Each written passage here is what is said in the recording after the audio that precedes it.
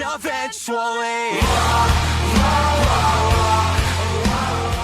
오늘 말씀은 미가서 5장 7절부터 15절입니다. 박재모 집사님 성경 봉독해 주시겠습니다.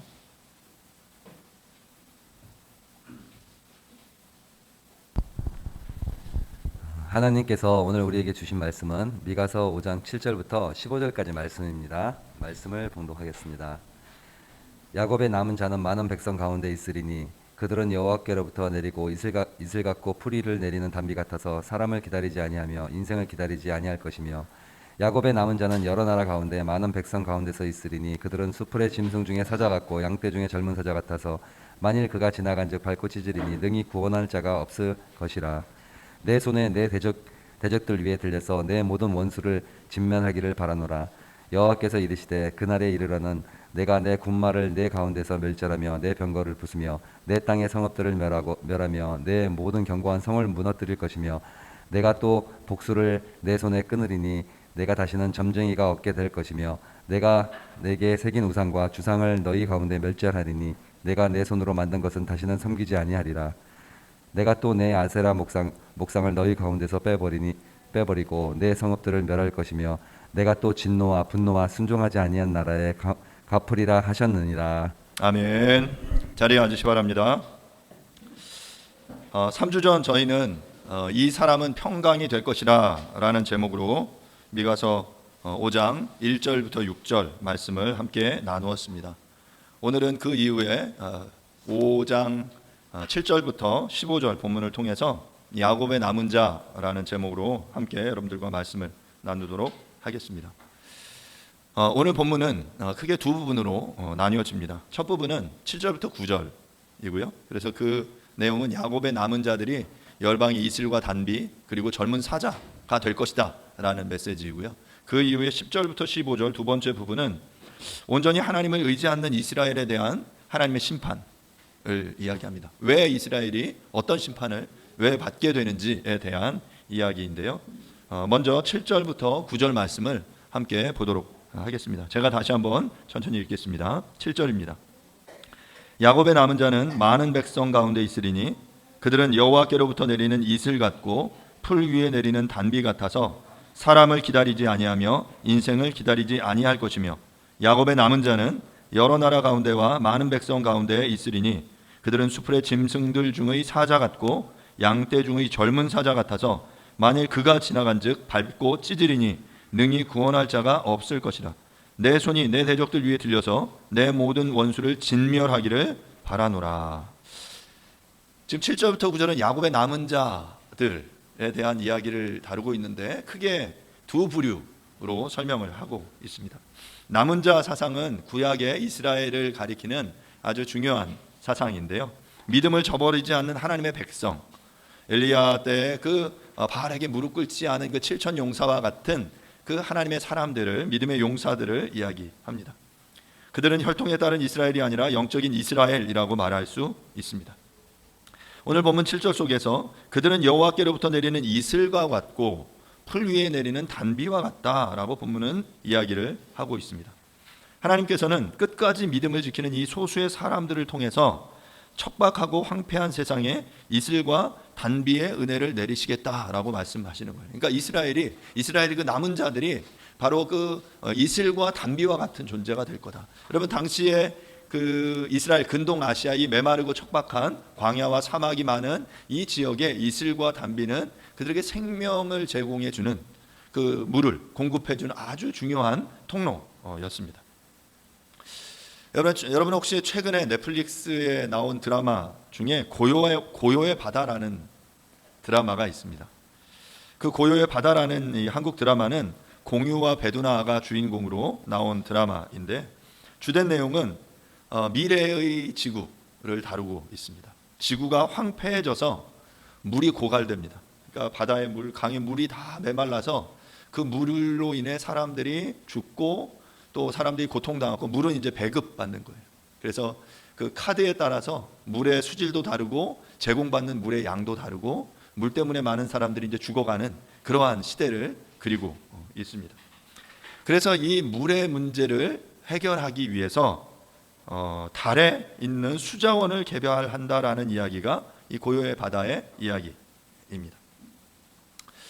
실제로 우주 탐사에 있어서 세티 프로젝트, 외계 지적 생명체 탐사 프로젝트가 과거에 나사를 통해서 진행되었습니다. 이 세티 프로젝트는 우주의 이제 전파 망원경을 통해서 전파를 쏘고 그 외계로부터 들어오는 전파를 이렇게 해석해서 외계의 어떤 특정한 구역에 생명체가 있음을 확인하는 그런 작업이었습니다. 그리고 그 이후에 1990년대에는 인류가 이 지구 궤도 위로 허블 망원경을 띄웠어요.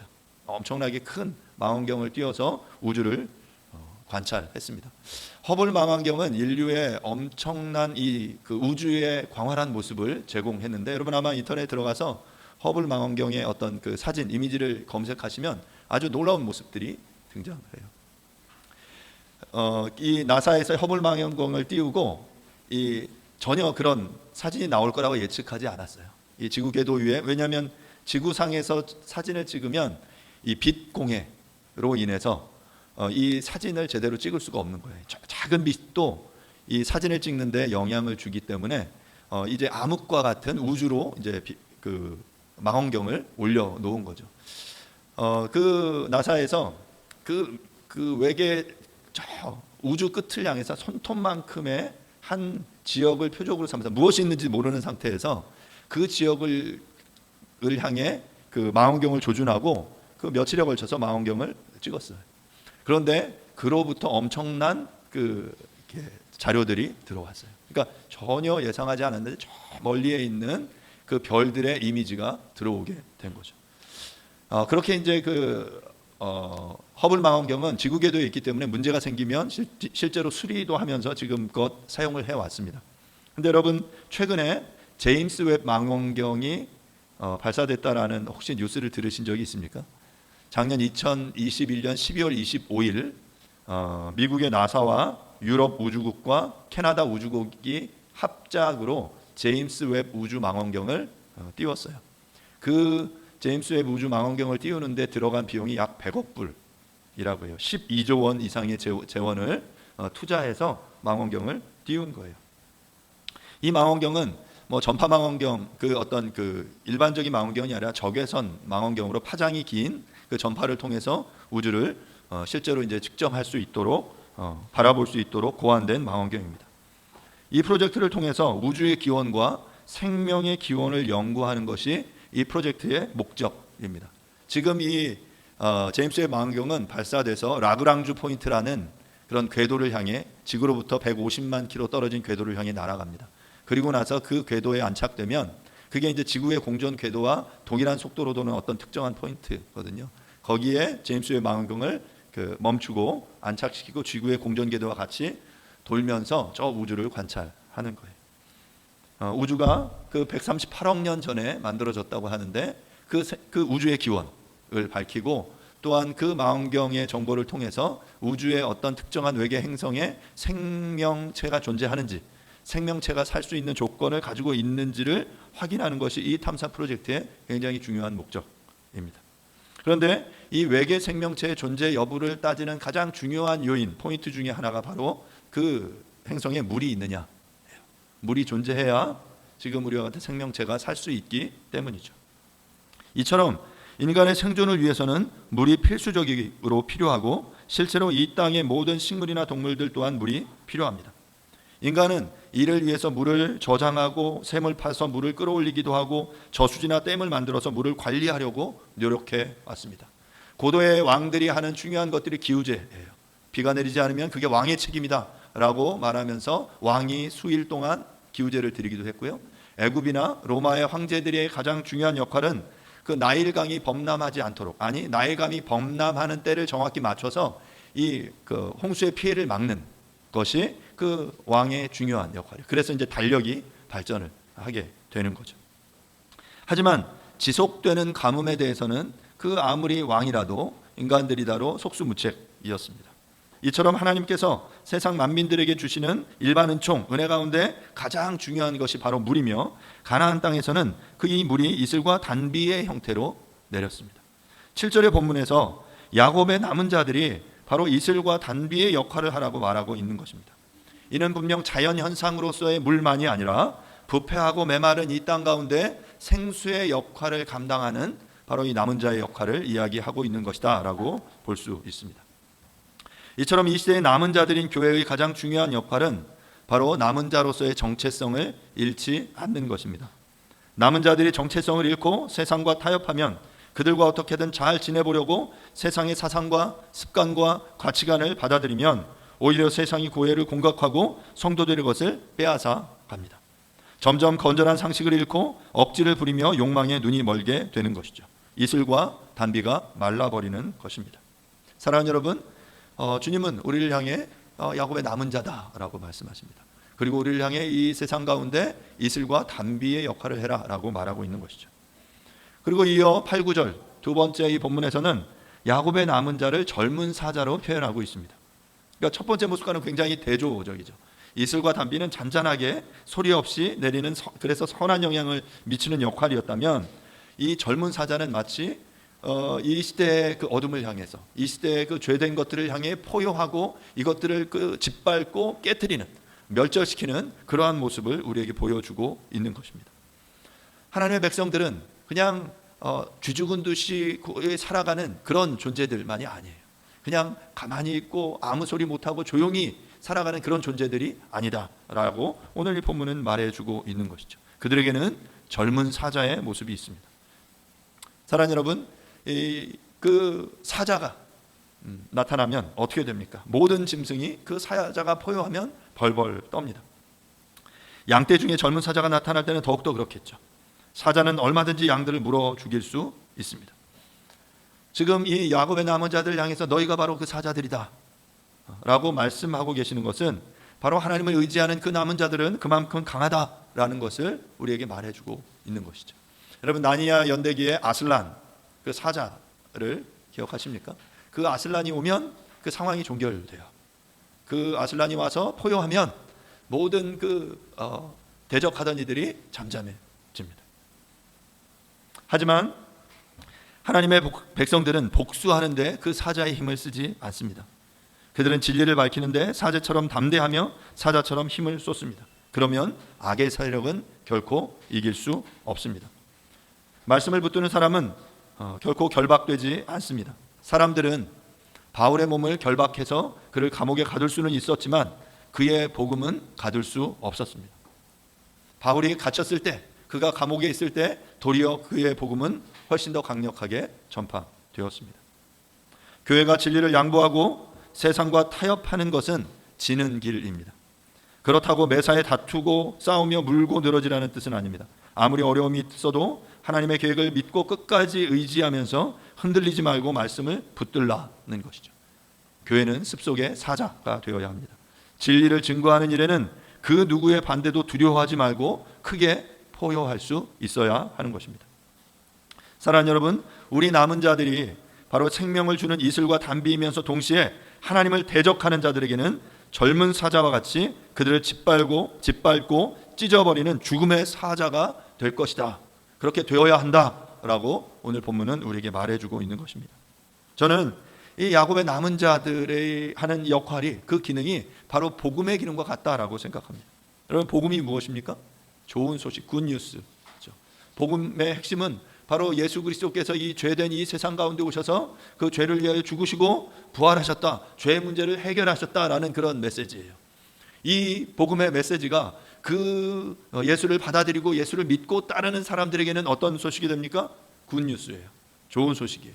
하지만 예수를 믿고 따르지 않는 이들에게는 이 복음이 예수가 죄를 위해 죽고 부활하셨다, 죄의 모든 그 문제들을 해결하셨다라는 이 선포가 그들에게 있어서 어떤 소식이 됩니까? 배드 뉴스가 되는 거죠. 나쁜 소식이 되는 거예요.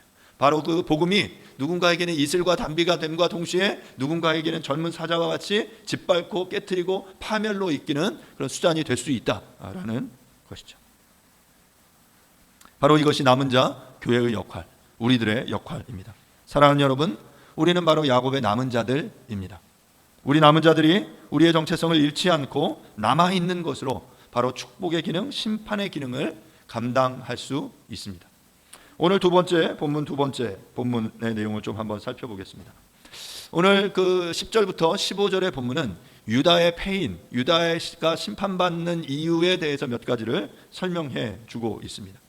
이 시대를 살고 있는 우리 그리스도인들이 똑같은 오류에 빠져 있다라고 오늘 본문은 우리에게 교훈하고 있습니다. 실제로 이 본문을 읽으면 우리의 문제와 얼마나 닮아 있는지를 우리가 볼 수 있는데요. 유다의 멸망의 원인을 본문은 두 가지로 설명을 하고 있어요. 하나는 외부적인 위협. 실제로 주변의 열강들 아수르와 애굽과 바벨론은 당시에 항거할 수 없는 거대한 제국들이었어요. 그 제국들의 그 권력의 틈바구니에서 이스라엘은 우리가 안전하기 위해서는, 우리가 외부의 위협으로부터 우리를 지키기 위해서는 우리가 국력을, 우리가 군말을, 말과 병거를 준비하고 우리의 성을 견고히 쌓아야 한다라고 그들은 생각했습니다. 그래서 왕을 요구하고 그들은 그 마병을 준비하고 군사의 숫자를 늘리는 것에 혈안이 되어 있었어요. 하지만 여러분, 우리가 어떻습니까? 하나님께서는 유다가 병거와 말을 많이 준비하고 성을 튼튼히 함에도 불구하고 유다는 결국 멸망하게 될 것이다 라고 말씀하십니다. 높이 성을 쌓고 말을 많이 준비하고 군사를 세우고 병거를 준비해도 그것으로 너희가 이 세상과 대적해서 싸울 수 없다, 이길 수 없다 라고 말씀하고 계시는 것이죠. 우리들의 생각은 우리가 이렇게 군사력을 키우면 외부의 위협으로부터 우리를 지킬 수 있을 것이다 라고 생각됩니다. 하지만 하나님께서는 이런 준비에도 불구하고 너희들은 무기력하게 망할 것이다 라고 말하고 계시는 것이죠. 이것이 무엇을 말합니까? 하나님의 백성 유다는 말과 병과가 아니라 하나님이 지키신다라는 것이에요. 내가 너희의 불성곽이 되겠다. 내가 너희의 피할 바위가 되겠다. 두 번째 원인은 내부적인 위협, 우상 숭배에 있었습니다. 유다의 우상이 많았다는 것은 그만큼 그들이 미래에 대해 불안해했다라는 것을 보여주고 있는 것입니다. 그들은 불안을 이기기 위해서 많은 우상들을 끌어들였어요. 그러나 우상은 그들의 심리적인 안정을 지키는 데는 도움이 되었을지 몰라도 유다를 지키는 데는 전혀 도움이 되지 않았습니다. 이처럼 유다 백성들은 외부 환경이 주는 두려움과 그 미래에 대한 그 불안이라는 두 가지의 문제를 가지고 있었습니다. 그들은 미래의 그 외부적인 위협으로부터 자신을 지키기 위해서는 말씀드린 대로 병거와 마병과 성벽을 굳건히 짓는 것으로 미래를 준비했고, 또 미래에 대한 불안은 복수를 점치는 것과 또한 우상과 주상, 아세라 목상을 섬기는 우상 숭배로 그들은 이 문제를 해결하려고 노력했어요. 그런데 오늘 본문은 바로 주님께서, 하나님께서 이들의 이러한 시도에 대해서 모두 다 벌하고 계시는 것입니다. 사랑하는 여러분, 우리들도 마찬가지 아닙니까? 우리들의 불안의 원인은 무엇입니까? 그 불안을 극복하기 위해서 좀 더 안전한 자리를 확보하려고 우리들도 또한 애쓰고 있지 않습니까?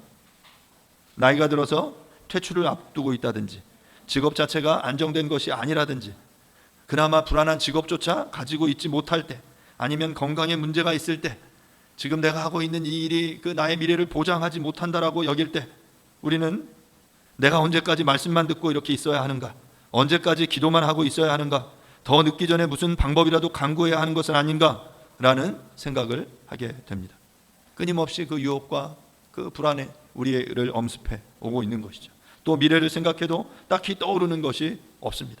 그래서 더욱 인간적인 방식으로 이 문제를 돌파하려고 노력하지만, 하지만 세상은 훨씬 더 빠르게, 훨씬 더 거대한, 훨씬 더 극단적인 방식으로 그 방향을 추구하고 있기 때문에 그들과 전혀 게임이 되지 않습니다. 그러나 그렇게 하는 것은 유다의 실패한 전력을 따라가는 일밖에 되지 않습니다. 우리가 확실하게 붙들어야 할 것은 그런 것들이 아니라 하나님 백성으로서의 정체성입니다. 우리의 풍성한 삶은 내 직장이 얼마나 튼튼하냐, 내 수입이 얼마나 많으냐, 내 사회적 지위가 얼마나 안정되고 장래성이 있느냐에 달려있지 않습니다. 이스라엘은 군사의 숫자와 병거의 숫자와 성벽의 강건함이 자신을 지킬 것이다 라고 생각했지만 하나님은 그런 거 아니다 라고 말씀하셨어요. 마찬가지도 우리도 마찬가지예요. 돈과 명예와 권력과 건강이 나에게 행복을 제공해 줄 거야 라고 우리는 믿고 있지만, 하나님 우리에게 말씀하십니다. 야, 그런 거 아니야. 그런 것들로 너의 행복, 너의 미래, 너의 생명을 보장해 줄 수 있는 것이 아니야. 오히려 우리가 생각해야 할 것은 하나님의 백성은 어떤 사람인가? 나는 무엇 때문에 살아야 하는가? 나는 하나님의 말씀을 온전히 따르고 있는가? 나는 하나님의 말씀을 온전히 알아가고 있는가? 그것에 순종하고 있는가?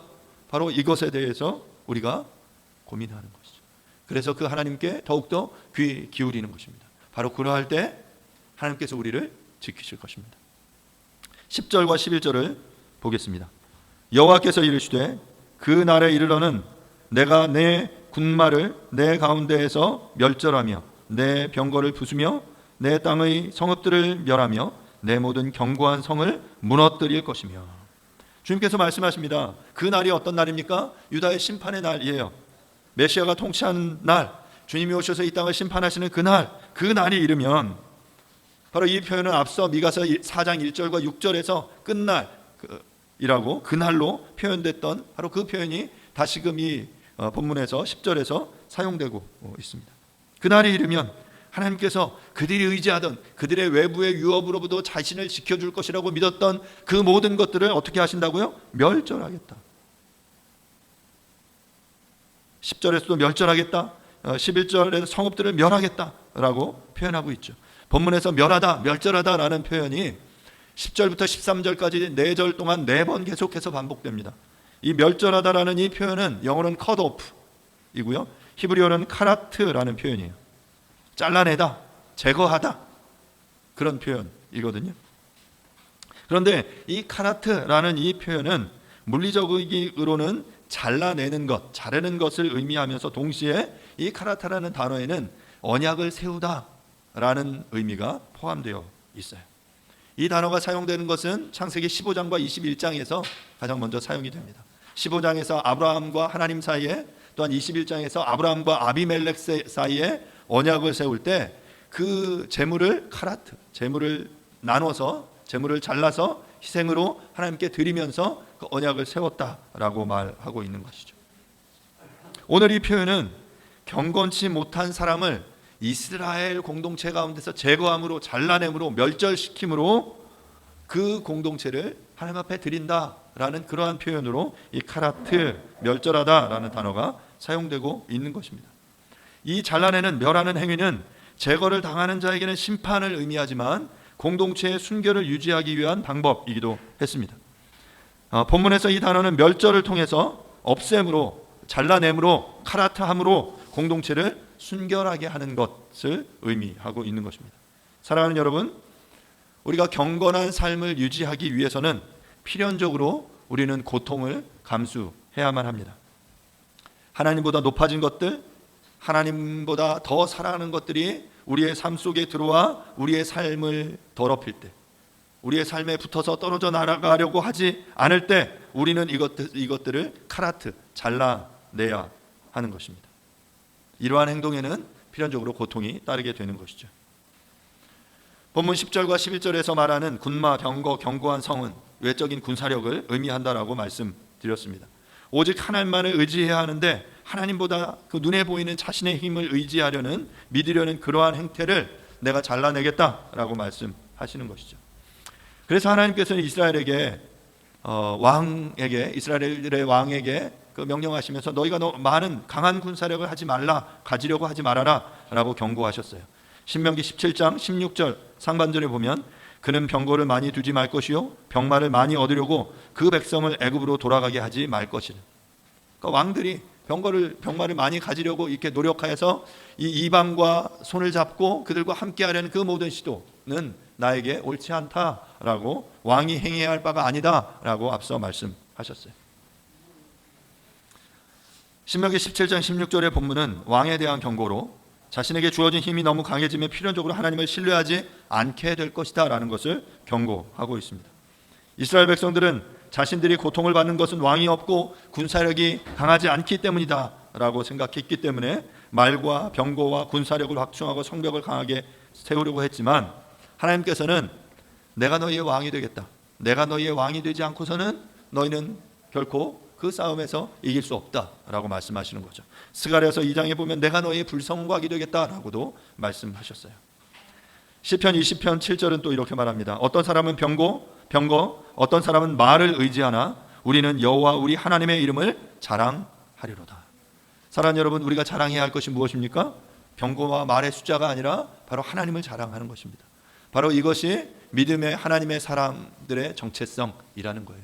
우리가 붙들고 의지하고 살아갈 것은 말과 병거, 외적인 어떤 그 상황을 이겨낼 수 있는 어떤 힘을 계속해서 세상과 똑같은 방식으로 추구하는 것이 아니라 그 하나님을 자랑하는 것이다 라고 이야기하는 것이죠. 그렇다면 유다는 영원토록 말 한 필, 병거 한 대 없이 기도만 하고 있어야 합니까? 우리들은 어떻습니까? 미래를 위해서 아무런 준비를 하지 말라는 말입니까? 아니에요. 그렇지 않아요. 필요하면 하나님께서 우리에게 말도 준비하게 하시고 병거도 마련하게 하시고 필요하면 성도 짓게 하실 거예요. 그러나 그런 것들이 자신의 힘으로 능히 지킬 수 있다는 믿음을 버리라는 것입니다. 그러니까 내 힘으로, 내 능력으로 지킬 수 있다, 그래서 내가 이런 것들을 추구하고 성공을 위해서 노력한다라는 것이 아니라는 거죠. 모든 것이 하나님께로부터 왔음을, 말과 병거가 나의 것이 아니라 하나님의 것임을 인정하라는 말입니다. 하나님을 믿지 못해서 말과 병거를 준비하는 것은 잘못입니다. 아수르나 바벨론은 그렇게 만만한 상대가 아니에요. 그들이 장만해 놓은 말 몇백 필, 병거 몇백 대 정도로 상대할 수 있는 대상들이 아닌 것이죠. 이 세상도 마찬가지예요. 세상 사람들과 똑같은 방식을 사용해서 그들을 이긴다라는 것은 어찌 보면 불가능한 일입니다. 세상이 얼마나 악랄한 방식으로 사람들을 착취하며 그들의 자신의 성공을 위해서 달려가고 있습니까? 자기의 목적을 달성하기 위해서 눈에 불을 켜고 달려드는 사람들입니다. 그런 사람들을 우리가 무슨 수로 상대할 수 있겠습니까? 똑같은 방식으로 그들보다 더 악랄하게 그들과 대적하며 그 악다구니를 쓰며 그들과 싸울 수 있겠습니까? 우리의 힘은 그들과 똑같은 방식을 사용하는 데 있지 않습니다. 사랑하는 여러분, 우리 야곱의 남은 자들, 우리들의 힘은 바로 믿음에 있습니다. 세상이 알아주지 않아도 오늘 내 속사람에 일어난 변화는 결코 헛된 것이 아님을 믿는 것, 하나님께서 나에게 필요한 모든 것들을 반드시 줄 것이다라는 그 믿음, 바로 그 믿음으로 세상을 이기는 것입니다. 그 하나님을 온전히 믿고 그 믿음으로 나아갈 때 그 하나님이 주시는, 하나님이 약속하신 승리를 우리는 맛볼 수 있습니다. 첫 번째가 외부적인 위협에 대한 것이었다면 두 번째는 이스라엘의 내부적인 위협, 우상 숭배에 대한 경고입니다. 여러분, 이스라엘 안에, 하나님을 믿는 이스라엘 안에 이렇게 많은 우상 숭배와 복술이 있었다는 것이 놀랍지 않습니까? 어쩌면 우리 교회 안에도 마찬가지일지 몰라요. 하나님을 믿고 예배한다는 많은 사람들이 점을 치고 우상을 숭배하고 하나님 외에 다른 것들을 우상으로 섬기고 있는 것이죠. 유다 백성들 가운데 이런 우상 숭배의 관행이 성행하게 된 이유는 몇 가지로 생각해 볼 수 있습니다. 첫 번째는 이스라엘 백성들이 가나안을 점령할 때 가나안의 족속을 하나님께서 멸절해라, 모두 다 멸해라 라고 말씀하셨는데 여러 가지 이유들로 그들이 가나안 족속들을 다 이렇게 몰아내지 않았어요. 그리고 그들과 함께 거주했고 또한 적들이 이제 그들을 따르기 시작했죠. 하나님을 믿는다고 하면서 집집마다 드라빔과 같은 그 집안 수호신들을 그들이 만들기 시작을 했죠. 두 번째는 지도층의 부패를 요인으로 들 수 있습니다. 이스라엘이 강성해지면서 외국과 교류하고 통혼하면서 이방의 신들을 맞이하게 된 것입니다. 특별히 솔로몬의 경우도 외국의 많은 나라들과 혼인을 통해 그들의 공주를 데려왔어요. 그래서 그 수백 명의 아내를 거느렸죠.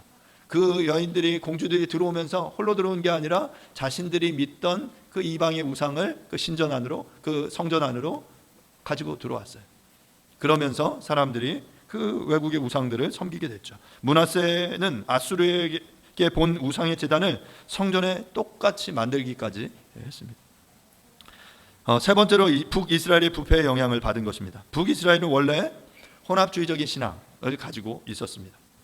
그들은 여호와의 신앙이 우상 숭배를 뒤섞어 놓았어요. 이런 혼합주의 신앙, 하나님을 믿는다고 하면서 온전한 신앙이 아니라 이 세상의 방식과 교회의 믿음을 이렇게 짬뽕에 놓는 방식의 혼합주의 신앙이에요. 그런데 문제는 이 혼합주의 신앙을 가진 이스라엘이 망하기는커녕 오히려 번성했다라는 데 있어요.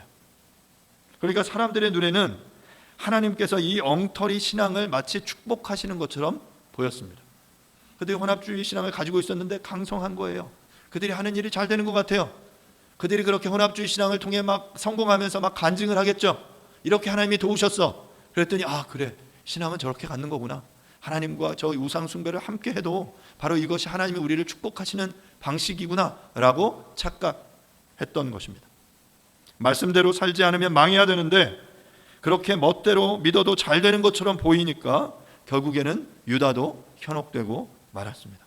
그런데 오늘 이 본문 속에서 하나님께서 그러한 이스라엘의 실태에 대해서 심판하시겠다라고 말씀하고 계신 거예요. 12절부터 14절입니다.